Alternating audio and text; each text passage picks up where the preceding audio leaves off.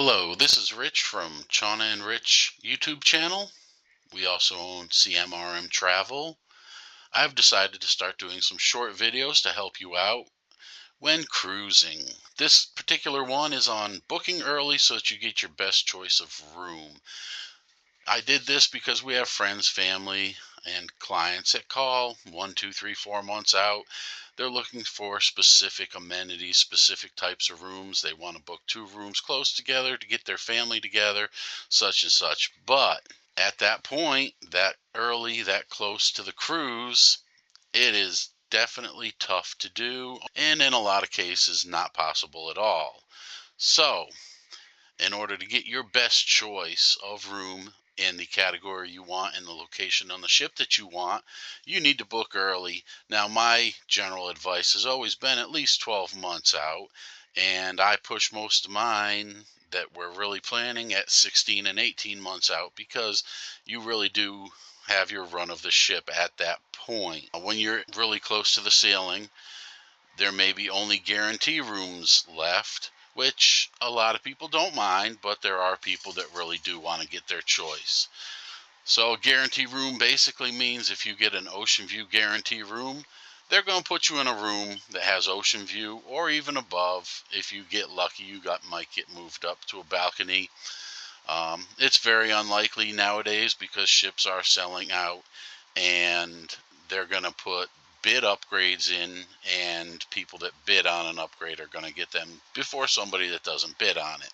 So this first screen here shows from 11 of 25 to 11/26. This particular information is covering category BA on the Norwegian Prima, and those are the sail dates. Now, it covers deck 16 through deck 10. If you want to take some time to pause the video and look at how each individual deck's rooms go down over time, you can do that, but I'm more interested in the final row showing the total available category BA rooms over time. So as you can see, at 11 of 26, there are 252 rooms available. 11 of 25, there are 42 rooms available. Now, as you can see, pretty far out, they don't change very much. As you can see in the green here, this is the peak summer season, and even the August doesn't seem to have booked out very quickly there. But as you can see, by the time you get to June, it's down to 189 rooms from 265 rooms, which is a pretty big jump. And then as you can see, once you go back before the prime season, there's actually more rooms available on the May, the April sailings. But as you can see, when you get down to 4 months out, there are only 42 rooms left out of about, well, at least 270 rooms. The column all the way to the right actually shows the change. So from November to October of 26, you actually gain 11 rooms, and you gain 11 more rooms going back to September. And then you start losing rooms getting into the peak period, but then you start gaining rooms again. But what you can see is that you really start losing rooms in May, which is 9 months out from the cruise.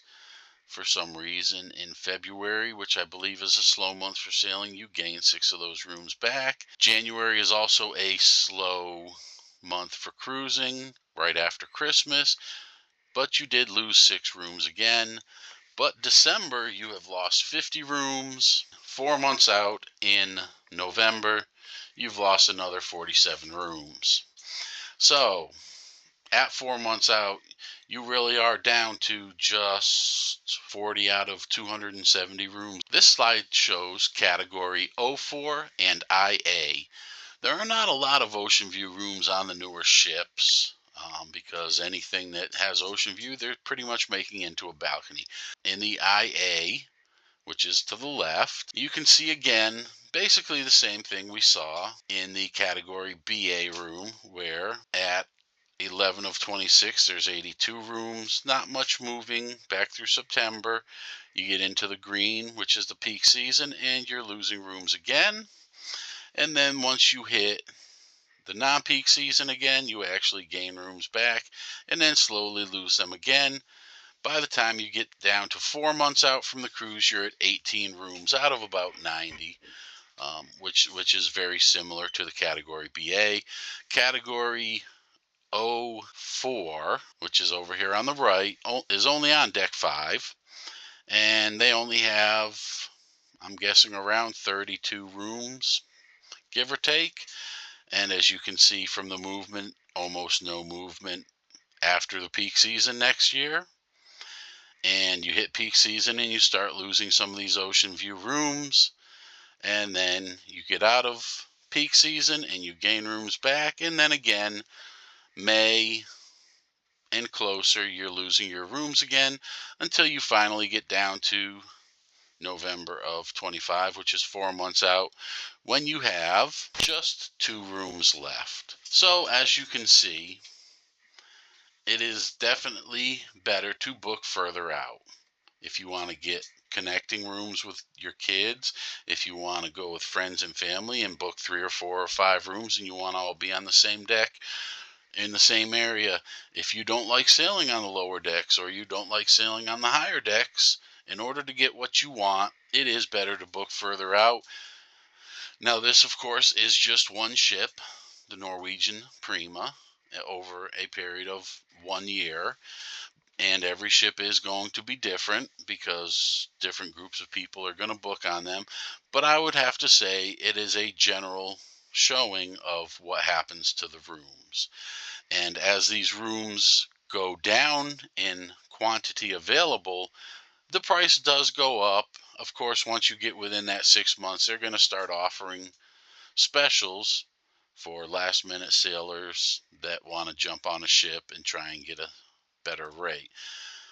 This final page right here basically just shows over time, starting with the furthest out to the closest, the total number of rooms in comparison to each other. And as you see, that graph pretty much drops the same for every category of room. So whether you're planning on booking interior, ocean view, or balcony rooms, you can kind of see that somewhere around 6 months out is where you're losing, where you've already lost the ability to pick what rooms you want. Again, my name is Rich. My wife and I own CMRM Travel, a franchise of Dream Vacations. If you are looking to go on a cruise, give us a call. Check out our website. If you have questions, go ahead and call us, because a travel agent is one of the best bets for you, because we do have knowledge. If you've been on 20 or 30 cruises already, then you probably don't have questions about cruising, but there is other value in using a travel agent other than just having somebody that can go into the computer and book it for you. Again, thank you for listening and have a good afternoon.